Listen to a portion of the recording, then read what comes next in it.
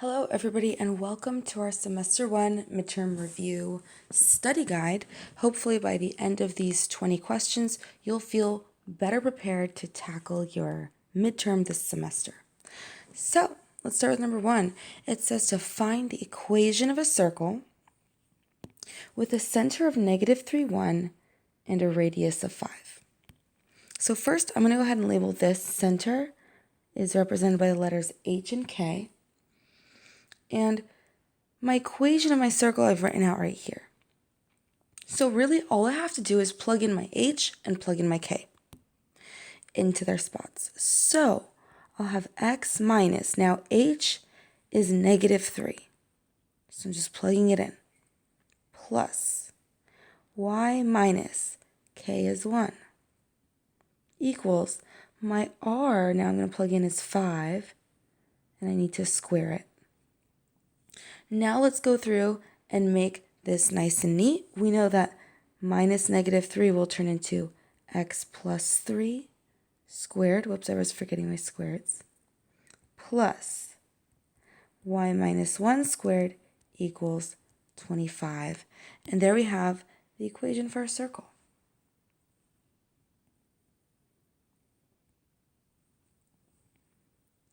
Let's go on to number 2. It says to graph this parabola. So this is given to me in vertex form. And I know that because I have this entire expression being squared, so I went ahead and wrote my vertex form right here. So from it, we can identify that our vertex is, if we're going to flip the inside and keep the outside, then our vertex is going to be not -1, but +1. And then to keep the outside number, the y value will be at +4. So I'm going to go to +1, +4, and draw my vertex. Now, there's a negative on the outside, so I know that this is opening down. And so, to get an accurate graph, I'm going to go ahead and find one more point. So besides my vertex, I'll go ahead and find my y-intercept. To find the y-intercept, we need to set x equal to 0. So let's do it. Y equals -3. Now I'm plugging in 0 for my x value. Now I'm seeing what I get for my y value. So order of operations says parentheses first. So I'm doing 0 minus 1, which is -1. Next, order of operations says, let's do our exponents. So parentheses, exponents, then multiplication, division, and so on. So we're going to get -3 times +1, because -1 times itself is +1. Let's keep going. Now I can multiply. So I'll get -3 plus 4, which is +1. So now I know that my y-intercept, I hit the y-axis right here. And since I went down 3, back 1, and I know that my parabolas are symmetrical, then I can also go down 3 over 1 for a nice, even graph. So the 3 things you want to watch out for here are your vertex, and then one other point, which I'll recommend is your y-intercept. Let's move on to number 3. It says to find the domain, the range, and end behavior of the graph. So let's start with our domain. This graph extends from -infinity to +infinity. It hits all of the x values because it's going forever to the left and forever to the right.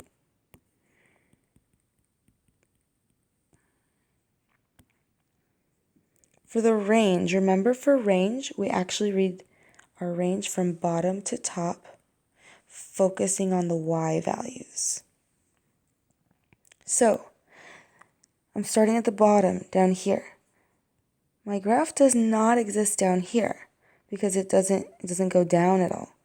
So, where does it begin its existence? I'm going to trace the graph Okay, so this is the lowest point of the graph, meaning it begins the range from -2, and from there it actually exists all the way to positive infinity because it's going up forever. So I'm writing my range just like that. Now let's do our end behavior. So for end behavior, we want to talk about how our graph behaves on the right side and on the left side. We'll express it like this. As x approaches positive infinity, what does our graph do? We'll have to fill that in. And as x approaches negative infinity, what is our graph doing? So we have to fill in two things here and here. Well, as x approaches positive infinity, here's positive infinity. That means I'm talking about the right arrow. How is our graph behaving? Is it going up or down? Since our graph is going up, I'm going to say that it's the y values is going up and up to positive infinity. Now let's talk about the other side of the graph. It says as x approaches negative infinity. Negative infinity is over here, so we're talking about how is our graph behaving on the left side. Well, notice that on the left side our graph is also going up forever to positive infinity. Now, if our graph had switched and was going down like this, then I would say as x approaches negative infinity to indicate the left side, my graph is going to negative infinity because it's going down. However, in this case it's going up on both directions, so that's why my y values are also going to positive infinity on both sides.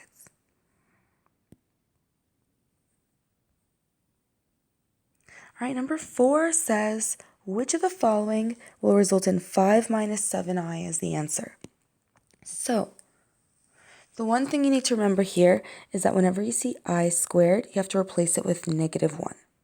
If you remember that, then let's get started with letter A. So I have 3 plus 2i plus 2 minus 9i. So notice that I'm just adding these two expressions. And since there is no number out in front, like a 3, to distribute in, right? There's nothing out there except for a +1.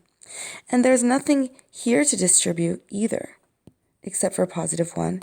So I can go ahead and bring down my parentheses. Now I'm going to combine my like terms. I have 3 plus 2, which is 5, and then 2i minus 9i, which is -7i. And that's what we were looking for, which results in 5 minus 7i. Well, A will be one of our answers. Let's look at B now. It says 15 plus I minus parentheses 10 plus 8i. So for this problem, I can't just bring down my parentheses because there's a -1 here that I need to distribute. So let's take care of that first. I have 15 plus I minus 10 minus 8i. Combining my like terms, 15 minus 10 leaves me with 5, and then plus I minus 8i.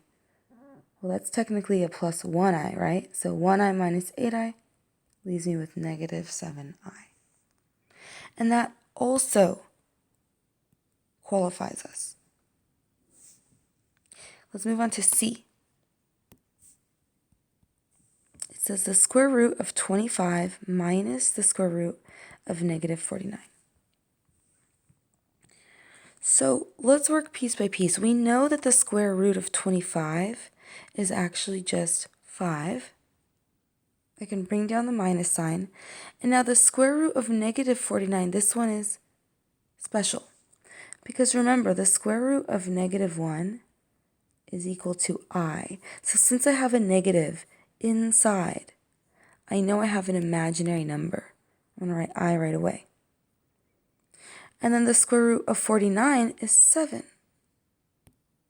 So by breaking up the square root of -49 into two pieces, pretty much like this, -1 times 49, this part becomes the I, This part becomes a 7, and we write it as 7i.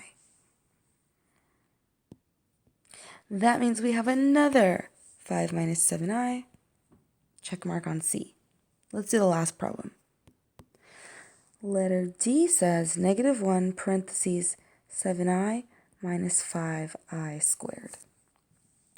So right away I see an I squared, so I know I'm going to replace that with -1. And so here's what we have. I have -1 parentheses 7i, and that's -5 times -1, which gives me plus 5. So right away, I used my rule that flipped the sign of the 5 because it's times -1, and now I can finish the problem. Let's distribute. That's -7i minus 5.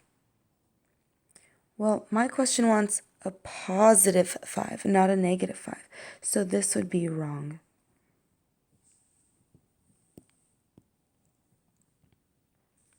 Moving on to number 5. Number 5 asked me to find the inverse of the function. So see if you remember, this is from Unit 1. The inverse is kind of like the opposite, in the sense that to find the inverse, there are 2 steps.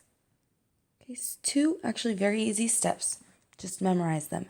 Number 1, you need to switch x and y.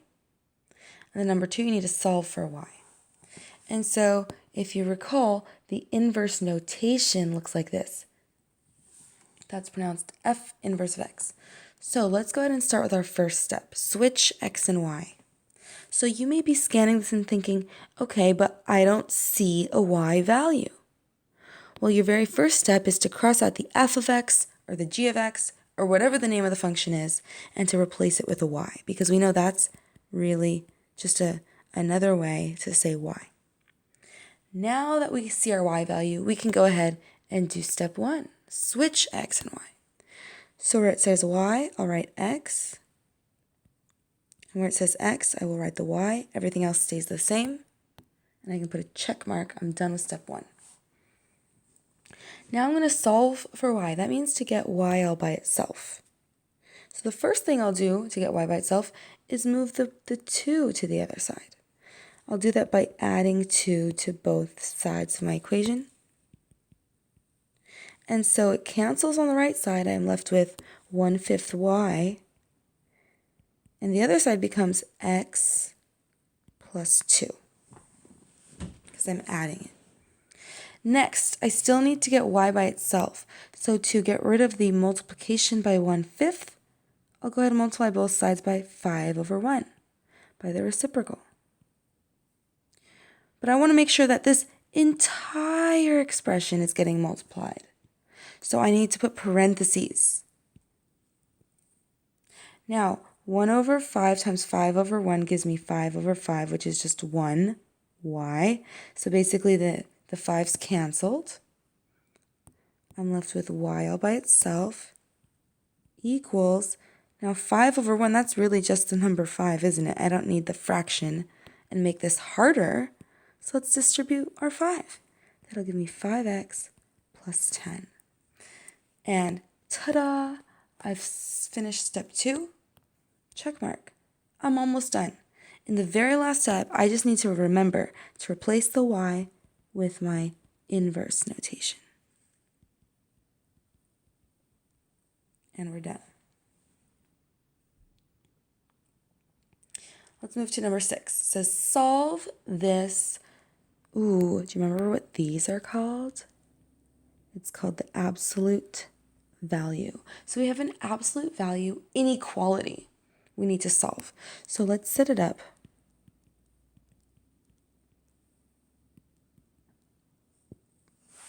So your first step in any absolute value problem, your first step is to always isolate. Let me write this in red, actually, because it's important and I want you to see it. So isolate the absolute value. So if I have like a parentheses x minus h plus k equals, 3. You want to get rid of the a, you want to get rid of the k, you want to get just the absolute value by itself first. That's what I mean. So in this case, we need to get rid of this -3 on the outside. Well, this is -3 being multiplied. So to get rid of it, I'll go ahead and divide both sides by -3. What you'll notice is the negatives cancel. I'm left with the absolute value of x plus 5 on the left. Now, -21 divided by -3 becomes +7.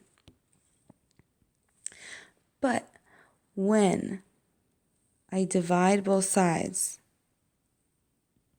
when dividing an inequality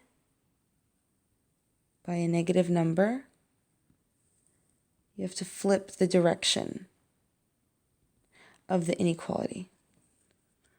So since I divided both sides here by a negative, that means that this greater than is going to turn into a less than.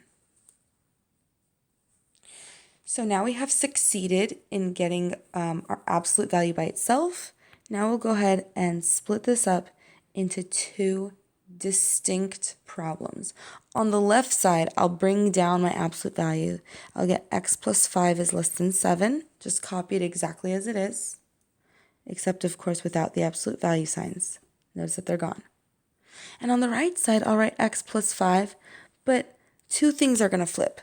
Both the direction of the inequality and the sign of my number. So instead of less than, it'll be greater than. Instead of +7, it'll be less than -7.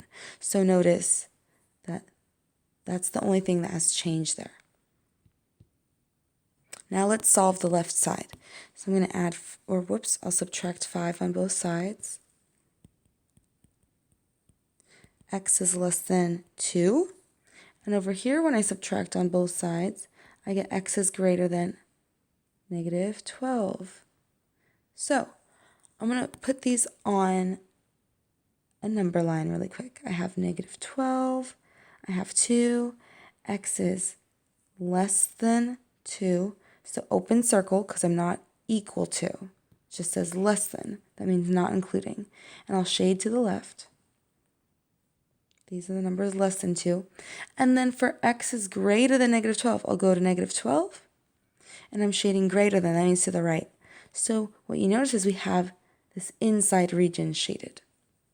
That means if I'm writing my answer in interval notation, I'll say, okay, from left to right, I'm starting at -12 up until 2, and I put parentheses because we're not including the endpoints. It's open circles. If I had been, because it was greater than and less than. However, if I had closed circles on my number line, it had been less than or equal to, greater than or equal to, then I would have used brackets. So make a note to yourself. And so now we're done. Let's go to number 7. So 7 just says solve. It gives us no instructions otherwise, so we need to figure out what's the best approach here. Well, we have a quadratic equation. I know because it has an x squared in it. And anytime I'm wanting to solve a quadratic, I know that I'm going to either factor, that means by GCF, by magic x, or by difference of squares. And if none of that works, then my last resort is to use the quadratic formula. So that's what's going through my mind anytime I see an x squared and I'm asked to solve. But the first thing that we need to do, of course, is set everything. So step 1, set everything equal to 0, or basically bring all terms to the same side. So in this case, since I already have 2 terms on the right side, I'm going to go ahead and minus the 6x on the left, and I'll minus the 6x on the right. And what we're left with then is 2x squared minus 6x minus 6 equal to 0. And now I'm ready to try solving. So first I'm going to factor. I notice that actually I can use GCF here because I can divide all these terms by 2. I'll even divide the 0 by 2. And so what I'm left with is x squared minus 3x minus 3 equal to 0. And I like that because this is simpler. I'm dealing with a smaller problem now. Next, I could try magic x. I'll have an x here and an x here. Now I know that to multiply to negative 3, the only numbers I can use are 1 and 3. Now this will give me 1x. This will give me 3x. Unfortunately, there's no way that these could add or subtract to give me the number I need in the middle. So what I'm realizing is this is not factorable anymore. So I'm going to have to use my last resort, which is the quadratic formula. Here it is. X equals negative b plus or minus the square root of b squared minus 4ac all over 2a. Anytime you're using the quadratic formula, my number one tip, especially for kids who like to work quickly, is to slow down, label your a, label your b, and label your c. So my a value is going to be 1. B is not 3, but negative 3. You have to keep the sign in front. And our c value is also negative 3. Let's plug them into our formula and see what we get. So x equals negative b. So that means negative 3. Plus or minus the square root of b squared minus 4 times a times c. And this is all over 2 times a, which is 1. Next, I'll start simplifying. So in the front, that negative 3 simply can be rewritten as positive 3 plus or minus. Now negative 3 squared is positive 9. And over here, negative 4 times 1 times negative 3. Well, I'll do 2 at a time. So negative 4 times 1 is negative 4. Times negative 3 gives me positive 12. So this is going to be plus 12 in here. And it's all over 2. I'm almost done. I just need to simplify inside my parentheses, or rather inside my square root. That gives me x equals 3 plus or minus the square root of 21 over 2. And now if I can, I'll simplify the square root of 21. So off to the side, the numbers that go into 21 are 3 and then 7, and there are no doubles. That means this does not simplify. So I'll just leave it as the square root of 21. So now let's talk about how to choose your answer on a computer-based test. This, if you see it, would be a good answer. You might also see the same answer written like this. 3 plus the square root of 21 over 2. 3 minus the square root of 21 over 2. And if you see those, you would have to select both of them together. Because see, one is the plus version and one is the minus version. And both of those we have 2 answers technically. But you also might see it like this. So I want you to be familiar with all ways. You could split up the division. That's 3 over 2 plus the square root of 21 over 2. Or 3 over 2 minus the square root of 21 over 2. And if you saw these, those would also be correct answers. So these are all 3 different ways of saying the same thing. Be familiar with all of them. All right, moving on to number 8. It says solve again. This time, all of my terms are already on the same side. It's already set equal to 0, so I can go ahead and start by trying to factor. So as always, we'll do GCF first. If there's 3 terms, we try magic x, difference of squares, and as a last resort, the quadratic formula. So let's see what we can do. Actually, I notice again I can use GCF, so I'll go ahead and do it. And the magical thing about GCF is it immediately makes all your numbers so much smaller and easier to deal with. So instead of 2, 8, and 50, I have now 1, 4, and negative 25. Okay, I'm going to try magic xing this. 2 numbers that multiply to 25 would be like 1 and 25, which are not going to combine in any way to give me the 4 that I need, so those are not the right numbers. The only other numbers that multiply 25 really are 5 and 5, and those will either add up to 10x or they'll subtract to 0x. Neither of those will give me the 4x in the middle that I need either. So, by the way, if you're trying magic x like this, you need 2 numbers that multiply to negative 25 and add to 4. And again, there are no 2 numbers that do that. So, here we are. We're using our quadratic formula again. So, as always, let's label our a value, which is 1, our b, which is 4, and our c, negative 25, and plug them all in. X equals negative b plus or minus the square root of b squared minus 4 times a times c. Now notice how I very carefully plugged in my sign for c. Everything else is good to go. All over 2 times a, which is 1. Let's start simplifying. Negative 4 on the outside, plus or minus. Now, 4 squared is 16. And then over here, negative 4 times 1 is negative 4. And then times negative 25 is positive 100. So I'm making sure to write plus 100 right here.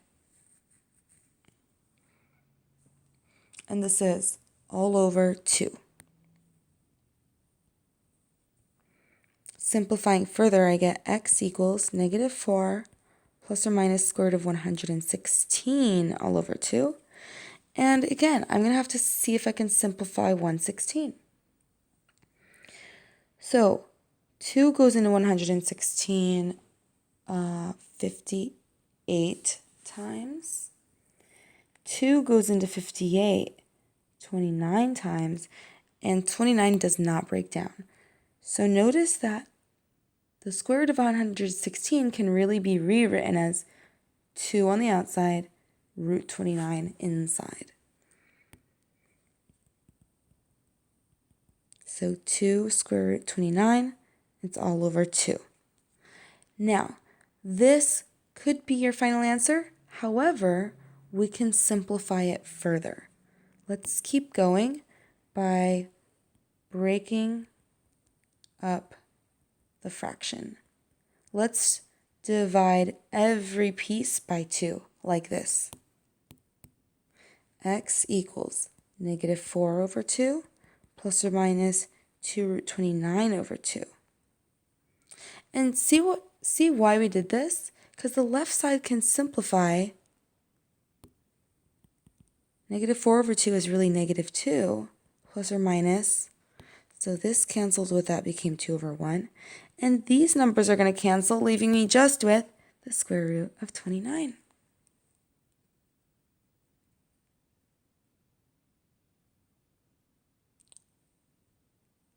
So that means that if this is what you saw in your midterm, you would select it. But also, let's say these are the options you saw.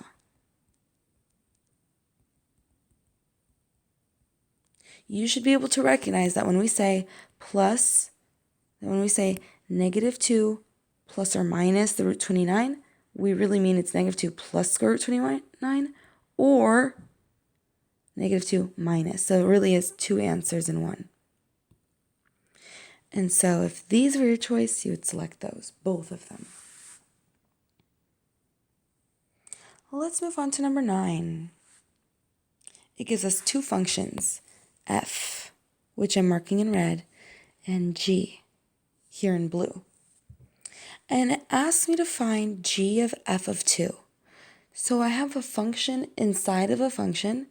So let's go ahead and find the inside first. We will always, always, always find the inside first. So I'm finding f of 2, which is 3 minus 2. Now instead of x, I'm plugging in 2 here. So simplifying, I get 3 minus 4, which is negative 1. So f of 2 equals negative 1. Now I can use that information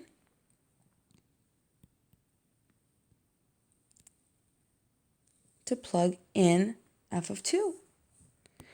Well, since I was looking for g of f of 2, but I know now that f of 2 is negative 1, I can just write that I'm looking for g of negative 1. And we're going to plug that in to our g function, which is in blue here. So that's going to be negative 1 squared. Notice my parentheses around my negative 1. Minus 3 parentheses negative 1 plus 1.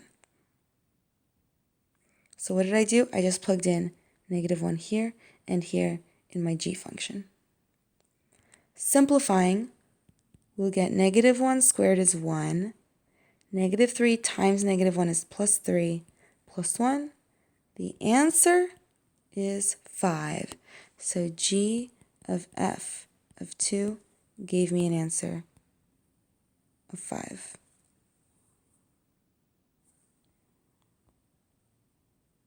Okay, number 10 also gives us two functions. So we have f, we have g, and this time it wants me to find f of 3 plus g of 3. So I'll go ahead and find each of these pieces separately. Let's start by finding f of 3, which is 5 minus 2 times 3, which is 5 minus 6, which leaves me with negative 1. So where it says f of 3, I'm replacing that with negative 1. I'll carry down the plus sign because it wants me to add, and now I'll find g of 3. It's really that easy. G of 3 equals negative 7 times 3 plus 4. So that's negative 21 plus 4, which is negative 17. Is it? Yeah. So now instead of g of 3, I'm writing negative 17. So check this out. All I'm doing in the last step is combining the numbers with the addition sign, just like it wanted me to. Right here it said to add. So negative 1 plus negative 17, that's really the same as negative 1 minus 17. Final answer is negative 18. So my strategy here was to find each piece separately and then just add them in the last step. Oh my God, we're halfway through. This is great because it means we're making good progress. So let's move on to number 11. It gives us two functions, f and g, and it wants us to determine if g of x is the inverse of f. So there are two ways we can do this. Let's start with method 1 to determine if f and g are inverses. Here's what we do. We take one function and plug it inside the other. If it equals x, then yes, these are inverses. If it does not equal to x, then no, these are not inverses. Let me show you what I mean. And by the way, if you don't like the method I'm about to do, there's another kind of clever thing you can do, at least for this test, if you don't feel comfortable doing this way. But do observe. Let's go ahead and take g and plug it inside of f. So I'm going to write f of g of x. So notice that if g is my inside function, Then I'll write my f, which is 2x minus 4. But instead of writing x, I'm going to plug in g, which is 1/2 x plus 2. Now I need to simplify the right side.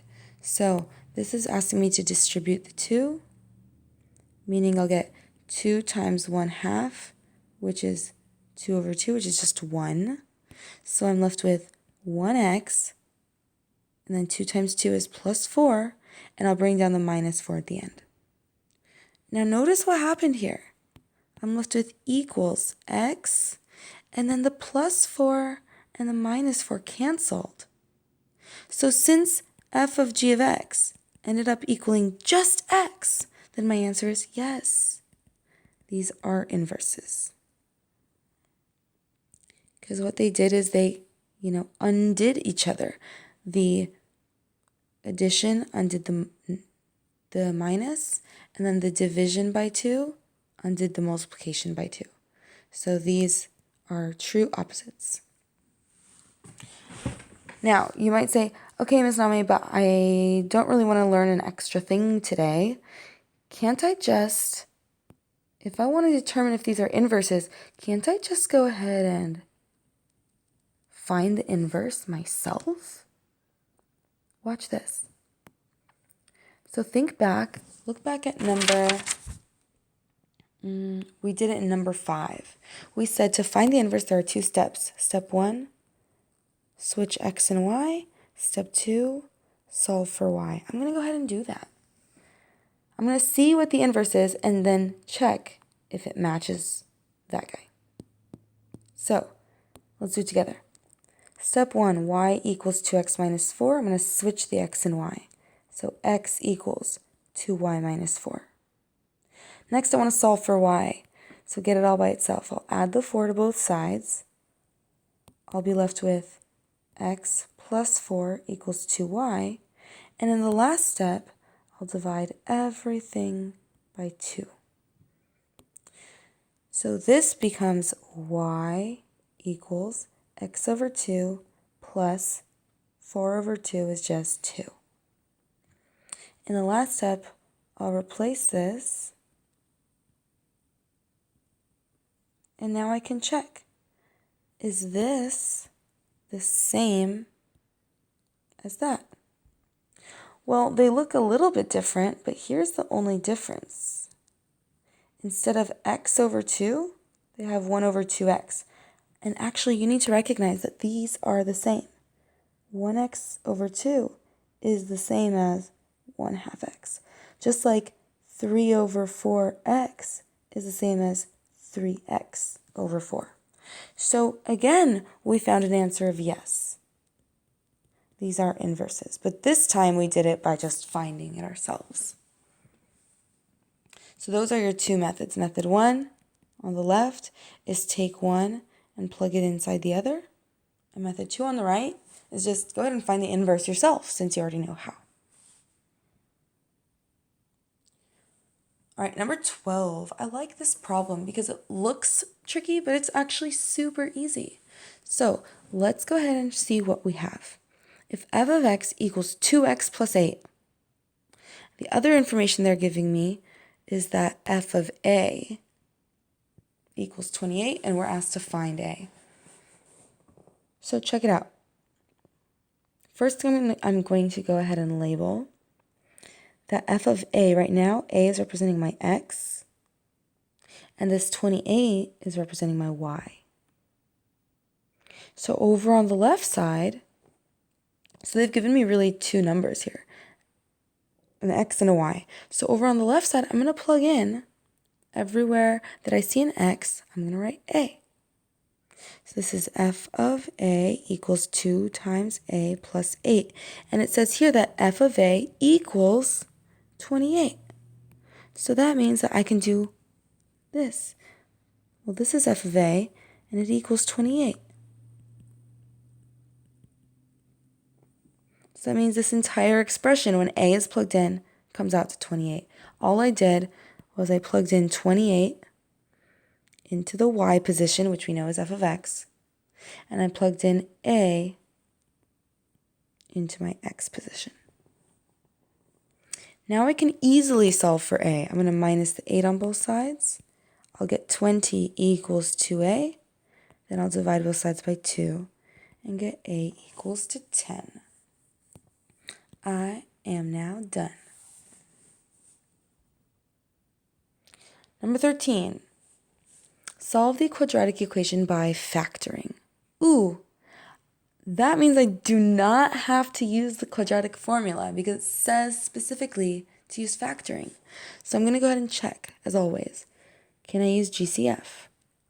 Well, in this case, the numbers are 1, 3, and 18. There's nothing I can pull out. There's nothing I can divide them all by, so let's move on. I'm going to try next magic x. So I need two numbers that multiply to negative 18 and add up to negative 3. Those numbers will be 6 and 3. And now we have to watch our signs. To add to negative 3, the 6 should be negative. So over here I'm writing x minus 6 and x plus 3. Now I can do a quick check using my other method, which is like this.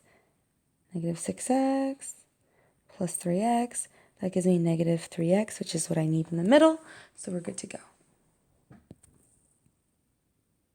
So we're almost done. The question said to solve. That means we actually have to figure out what x equals. So remember, once we have factored, we can use the zero product property and say x minus 6 equals 0 and x plus 3 equals 0. So on the left side, if I'm solving for x, I'll get x equals positive 6. And on the right side, I'll get x equals negative 3. And we're done.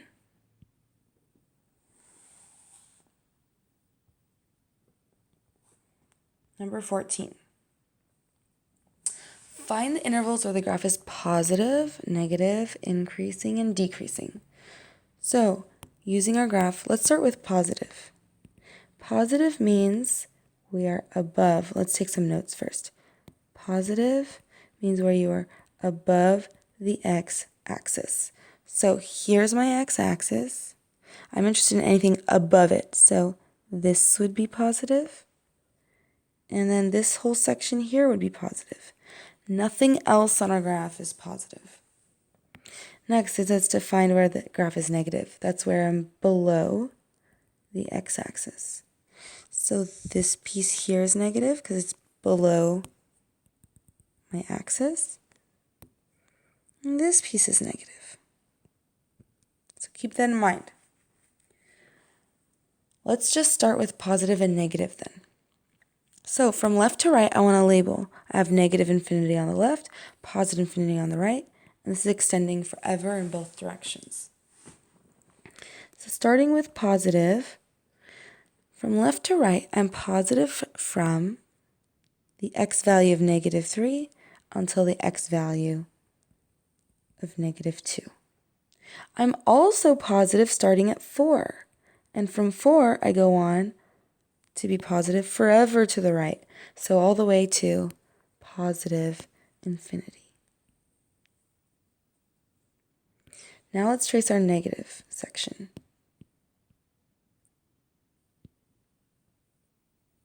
So we'll be negative from here all the way to the left. So if I'm reading from left to right, I'm negative all the way on the left, which means I'm starting from negative infinity all the way up until negative 3. And then I'm also negative between negative 2 until 4. Sweet. So now we've labeled our positives and our negative intervals. Now we have to find where we're increasing and decreasing. So once again, I'll label my negative infinity, positive infinity. And here's what you need to know about increasing. If you're increasing, it means that from left to right, you have a positive slope. You're rising.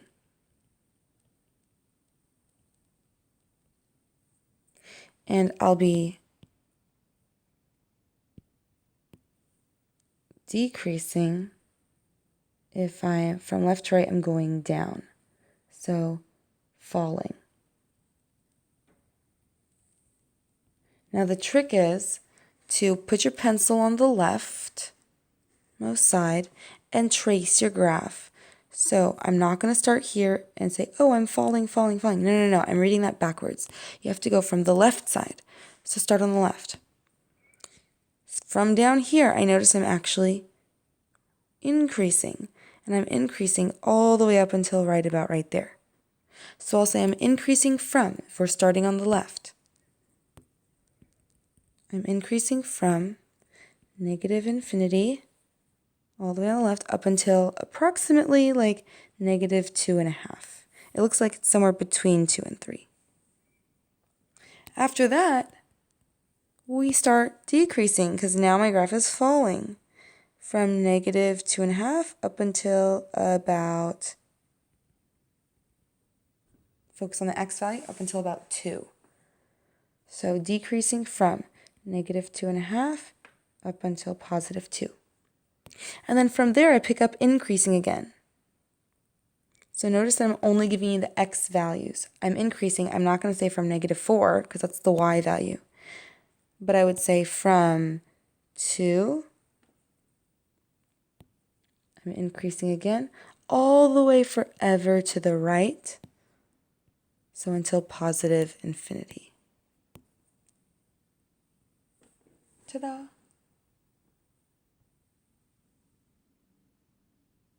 So up here, this is where our notes were. And then these right here are my answer. Moving on to number 15. It gives me two functions, a and b. And it wants me to find, let's start with letter a.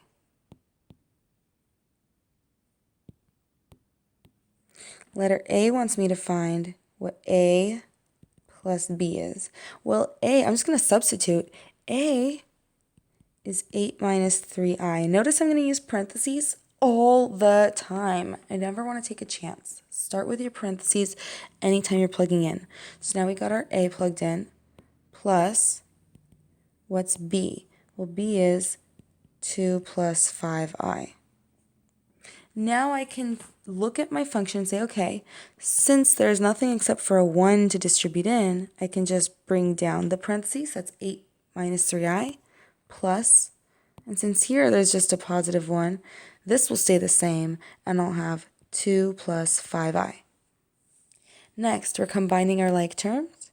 So 8 plus 2 gives me 10, minus 3i plus 5i gives me plus 2i. And I am finished.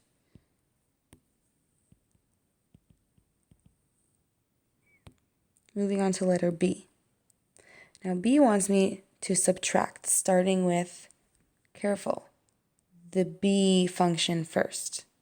So plugging in, I will use my parentheses. I have 2 plus 5i minus, now my a expression is 8 minus 3i. So I can bring down the parentheses here because I'm just distributing a positive 1. But for the second expression, I have to distribute a negative 1. That means both of these signs will flip. So I'll get minus 8 plus 3i. Now I can combine my like terms. 2 minus 8 gives me negative 6, plus 5i plus 3i gives me plus 8i.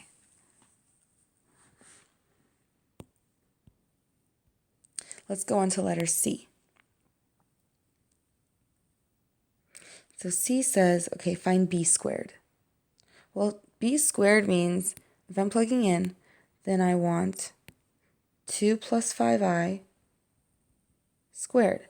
And when I'm squaring something, it means multiply it by itself. So I'll go ahead and write it out twice. So since I'm multiplying here, I'm going to have to FOIL. Since there is no sign in between, that means I'm multiplying. So let's start with 2 times 2, which gives me 4. Next, 2 times 5i is plus 10i. 5i times 2 is another plus 10i. And then 5i times 5i is plus 25i squared. Ooh, do you remember?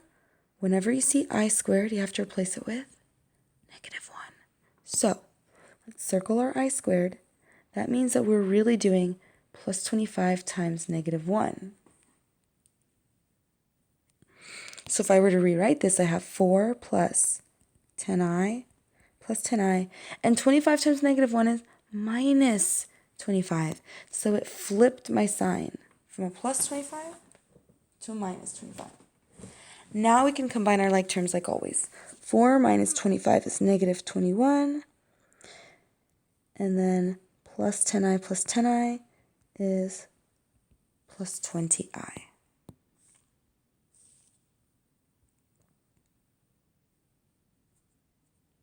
So I'm going to leave it there. I'm not going to talk about letter D, but ask your teacher. I don't believe, since we haven't gone over this in class, you should not see it on your midterm. Number 16 says find the vertex of the function.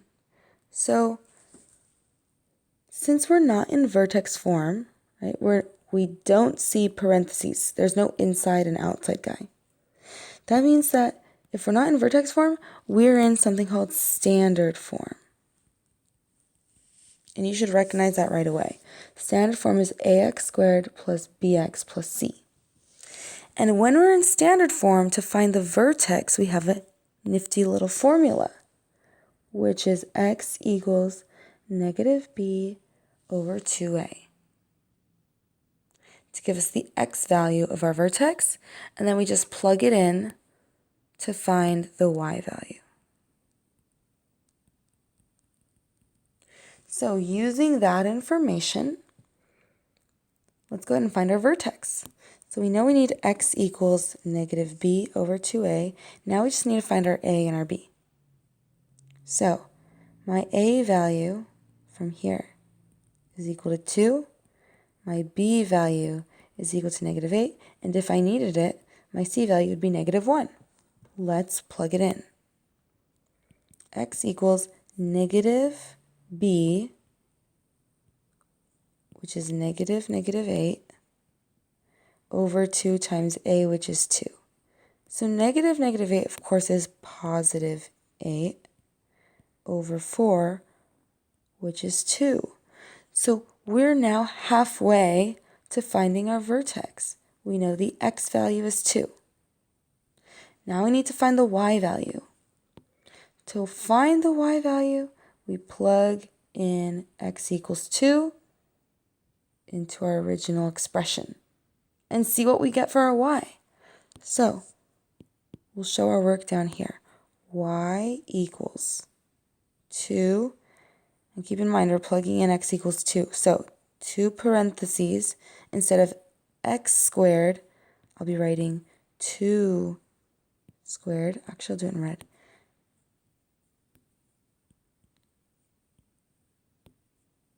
Two times 2 squared minus 8 times 2 instead of x, and then minus 1. So using order of operations, we'll do our x. There's nothing in the parentheses to simplify, so next we'll do our exponents.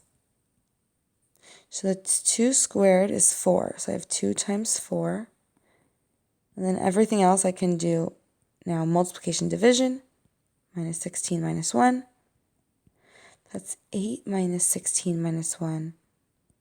That's -8 minus 1 if I combine those. And that gives me a y value of -9. So what I learned is that when x is equal to 2, y is equal to -9. And that, my friends, is our vertex.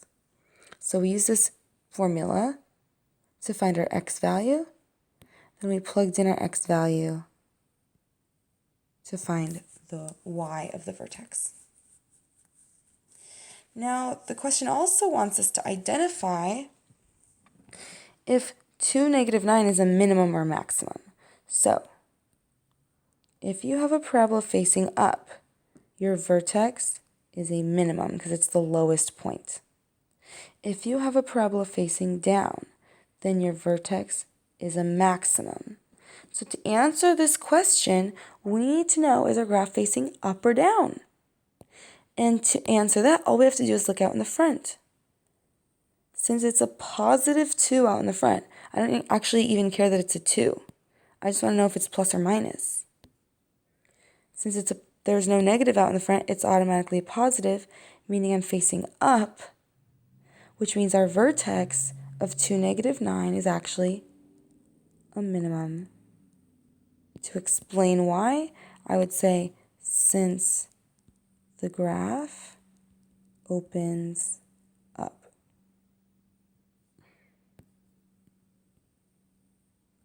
There's our answer for number 16. All right, moving on to number 17.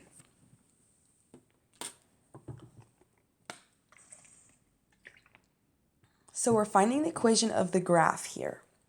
So since this is a parabola, I know I'm going to have x squared. Now in vertex form, the formula is,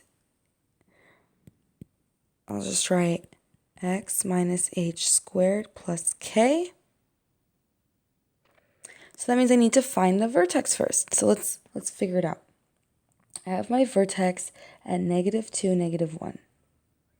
Now I know that if I want to plug in my vertex, this is my h, and the second guy is my k.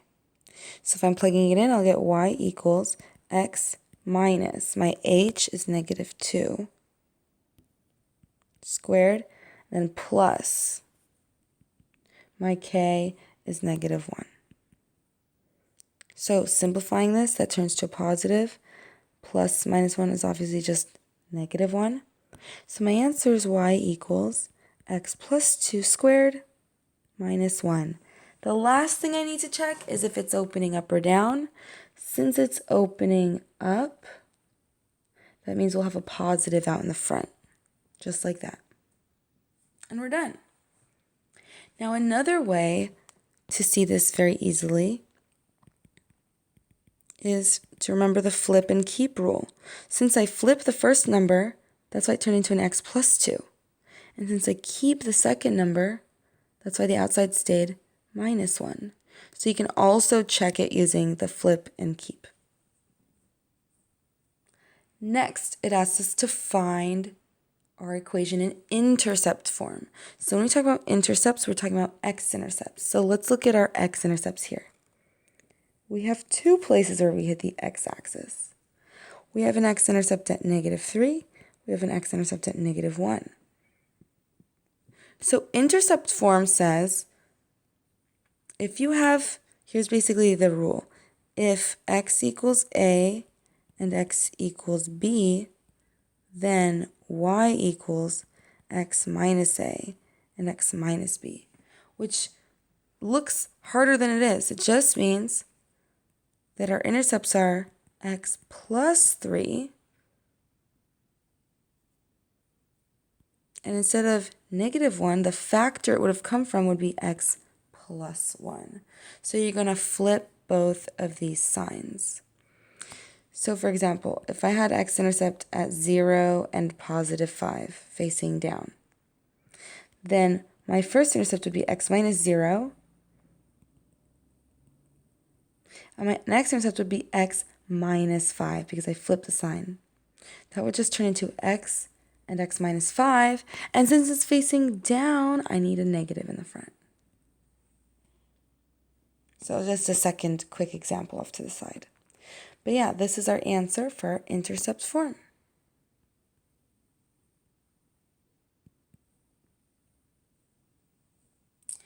Moving on to number 18. It says find the vertex, the direction of opening in the axis of symmetry. So our vertex is going to be, well, this is in vertex form. So x minus h squared plus k. So I'm going to flip the inside. That leaves me with a -1. And I'm keeping the outside number. The invisible outside number here is 0. And that's my vertex. I'm going to start graphing this because it's easier to answer the questions. So my vertex at -1, 0. Now it's opening, there's negative in front, so that means it's opening down.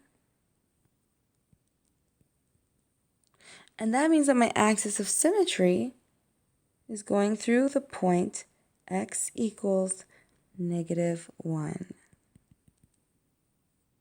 Now, your axis of symmetry is always x equals, and then this is always the same as your vertex.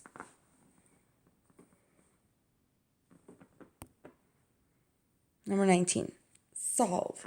We have another absolute value equation. And if you'll remember all the way back from number 6, we said our first step is always to isolate the absolute value expression first. Well, in this case, my absolute value is already by itself. So I'm ready to go ahead and branch out. We'll have the positive version on the left and the negative version on the right. So I have 2x minus 5 equaling 9, and 2x minus 5 equals -9. I'm going to solve the left side. Add 5 to both sides. I get 2x equals 14. I'll divide both sides by 2 and get x equals 7. That's one of our answers. Now let's work on the second side. As before, we'll add 5 to both sides, but this time we get 2x equals -4. And if I divide both sides by 2, I'll get x equals -2. And so we have two distinct answers. But I'm not just going to choose them right away. I want to check them by plugging them back in. So if I'm plugging it back in 7, then I have 2 times 7 minus 5 equals 9. Let's check that this is true. Well, 2 times 7 gives me 14. And 14 minus 5 is 9. And the absolute value of 9 is 9. So 7 works. Now let's check the second option. So if I'm plugging in -2 into x, it's going to say 2 times -2 minus 5 equals 9. Starting on the inside, 2 times -2, that's -4. Now -4 minus 5 is -9. And the absolute value of -9 is 9. And 9 equals 9. So that means both of our solutions were true. Last problem of our review guide. Gives us two functions, a and b. And it's asking us to go ahead and subtract them, starting with the b function first. So I'm going to plug in. b is x squared minus 2x plus 1, bringing down the minus sign.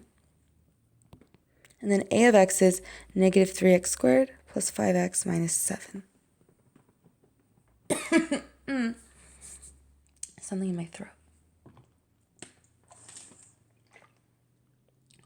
So notice, since we're subtracting, there's nothing to FOIL here. Okay, it's not like it's multiplication. So don't go crazy on this one. It's very, very simple. Simply distribute this -1 so that we can show we're subtracting the entire expression. And then we'll combine our like terms. So we'll have not minus 3x squared, but plus 3x squared minus 5x plus 7.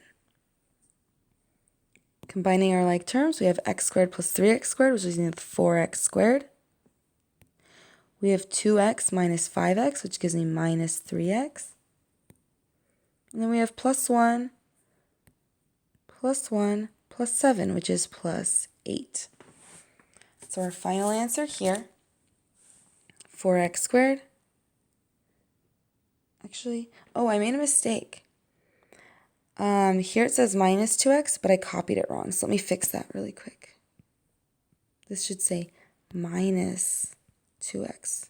There we go. Okay, let's redo our combining like terms. Sorry for any confusion. So as before, we brought this guy down because there's nothing to distribute except for positive 1. Bring down your parentheses.